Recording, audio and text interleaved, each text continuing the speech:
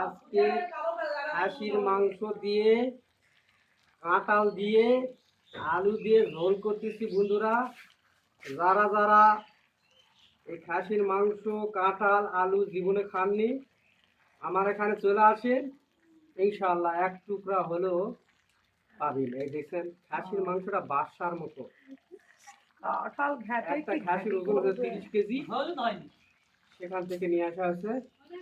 কিন্তু বোধহয় হলুদ একটু কম হচ্ছে, কাঁঠালের জন্য হলুদটা হয়ে গেছে। সেখান থেকে 3 কেজি মাংস নিয়ে আসা হয়েছে। হলুদ আর একটু দিতে হবে, কালার এখন আসেনি, ইনশাআল্লাহ কালার আসবে। তাই আপনাদের সবার আজকে দুপুরের দাওয়াত। বন্ধুরা ভালো থাকবেন, সুস্থ থাকবেন, সবাই সাপোর্ট করবেন, সাপোর্ট পাবেন।